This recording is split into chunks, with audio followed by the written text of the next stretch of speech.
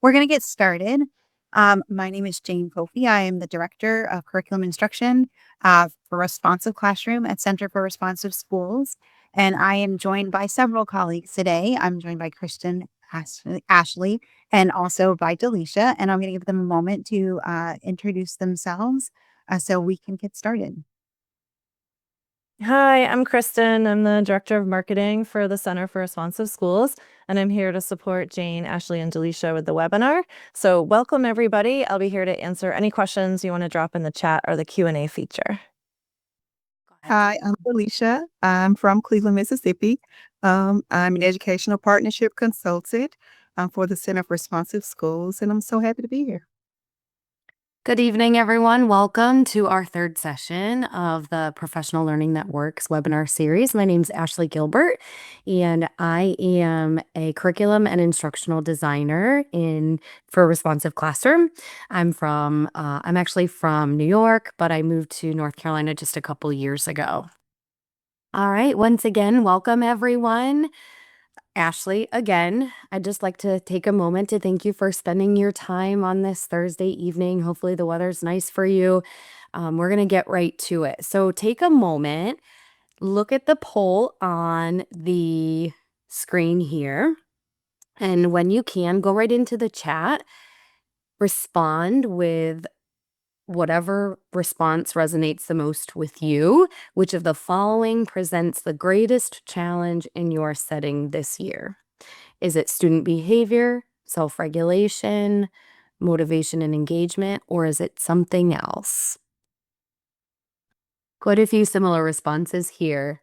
Couple outliers, but mostly, oh, nope, same ones, A and C, which makes sense. It makes sense. Behavior is challenging.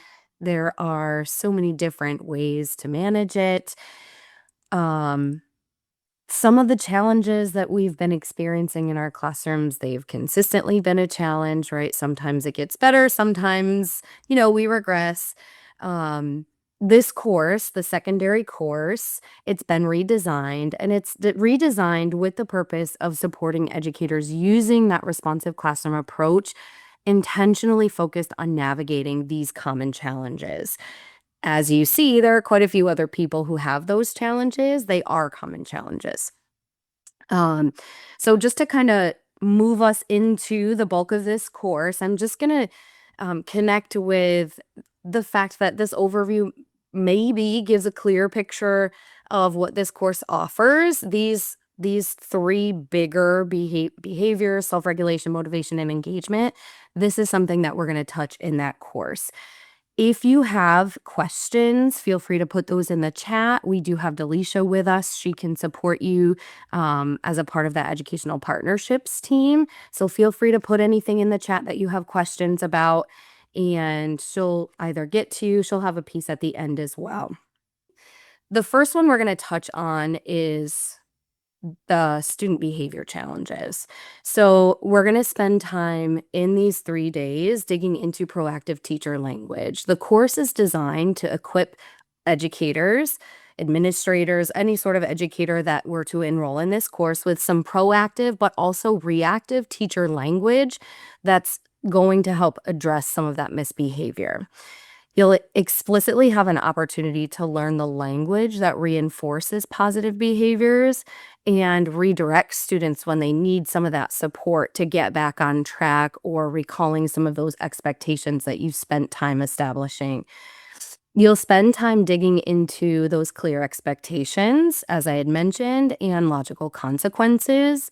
In that course, you'll learn the importance of establishing a foundation that includes some of those consistent routines and clearly communicated expectations, how to effectively implement those, plan for those, etc. And educators will learn the practice of logical consequences and how to use those logical consequences to teach responsibility and accountability. Sometimes we think our middle school and high school students are older. And one thing I've learned in my experience as an educator and an administrator is we can't always assume that our kids come with the tools that they need, even if they are kind of grown up. So you'll also dig into relationship building practices, and this course is designed to really emphasize so much of that relationship building so much of the relationship building practices that increase student trust and reduce some of those power struggles. The second piece is going to dig into some of the student self-regulation. So you'll go throughout the course experiencing some brain breaks, learning about those structured reflections. The course introduces the practice of those brain breaks to help students refocus and recharge in order to master some of those highly rigorous academic expectations in that intensely social context of secondary school. Educators will also learn how to effectively incorporate reflection structures to make sense of their experiences, those academic experiences, social experiences, those emotional ones, and then build some of that metacognition skills that are necessary for their success as they go throughout the years of secondary school. They'll dig into interactive modeling, where they'll explore and learn how the practice can provide students with a safe, structured way to practice managing emotions, academic expectations, and those social interactions as well. And then they'll also explore an explicit teaching of some of those self-regulation skills. By that last day of the course, educators will take the practices and the strategies they've gained and learn how to couple them with the explicit teaching of the skills that students need to successfully regulate themselves. Educators in this secondary course, they're introduced to the Fly Five social, behavioral, and well-being curriculum, and they're given an opportunity to explore those student lessons. They'll also receive a 1-year license to the Fly 5 learning management system to continue exploring and using those lessons for the year. The third component of the secondary course is that student motivation and engagement piece to address some of those specific challenges. This course highlights instructional strategies and lesson design principles that make learning active and interactive. With increased participation, off-task behaviors are reduced. They'll have time to dig into student voice and ownership, and they'll learn how to foster that student voice and ownership of their learning through an intentional opening and closing of the class period. These specific practices, they lead to increased intrinsic motivation and investment in learning, which we know is really that long-term game that we have to master as educators. And then lastly, the interactive learning structures, they'll use a wide variety of interactive learning structures personally. They're taught exactly how to do it. They'll experience them within the course, and then allowing feelings of empowerment for students and engagement, whether they're working independently with a text in a partner chat or more complex small group activities.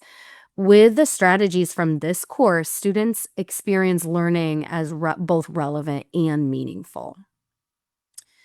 Perhaps this overview has given just a slightly clearer picture of what the course has to offer.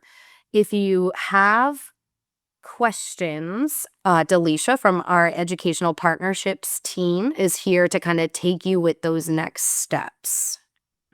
So I hope each of you are ready to take the Responsive Classroom course for secondary educators. There are a couple of ways that you could do that. We have advanced openings in March, and we also have a Summer Institute schedule. Both of those are part of our advertised institutes, and this institute is like a conference. You can find a site near you. You can attend workshops virtually. There's a schedule posted on our website, and registration is open now.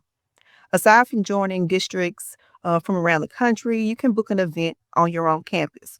You can schedule an event for your district that's going to allow you to choose your own venue, you choose your own dates.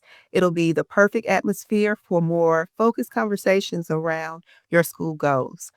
You can scan the QR code on the screen and you'll be connected with a consultant like me.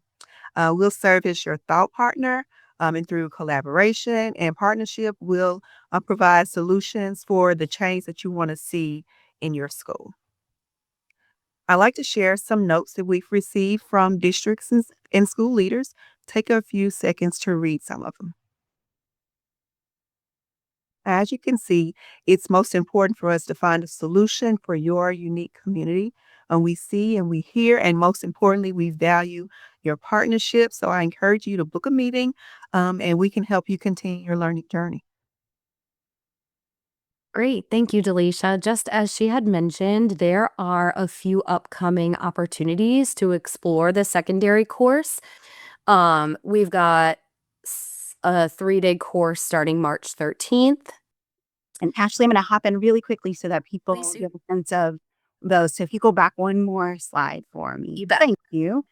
So for this course, if you're someone who already has a good sense of what you want to be able to accomplish through this particular course for your students, then this is a great opportunity to hop in and take this course and register. It is 3 days, so it is all 3 of those days. So first day of the course is the 13th, the second day of the course is the 20th, and the third day is the 27th.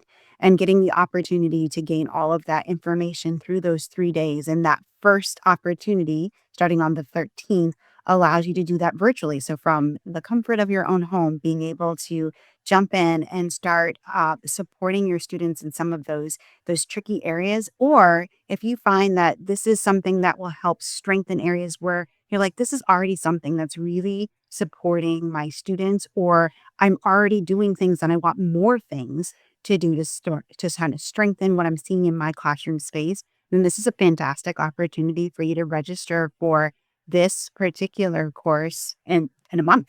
And so it's an opportunity for you to jump in. And then if you're like, oh, this doesn't work for my schedule, no worries. That is when we have our other opportunities coming this summer. So you have the opportunity to continue to learn and support your students in various areas, but also to strengthen areas that you already find your students being successful in. Thanks, Ashley. Great. Thank you, Jane. Uh, For those of you who oversee a building or you plan for some of your professional development in your district, there are 2 additional webinar opportunities. On February 19th, the Responsive Classroom Discipline course preview is going to be available. And then the last one, Teaching Children to Care Within a Multi-Tiered System of Support, on February 26th. So those are available as well if you're interested in exploring those opportunities. And that is all we have for you. So once again, if there are any questions, don't hesitate to put that in the Q&A. If you want to um, go on the website, explore that, please, we encourage you to do that. But if there's nothing else, we thank you for your time and we look forward to partnering with you and exploring Responsive Classroom and Fly 5 with you. Thank you all.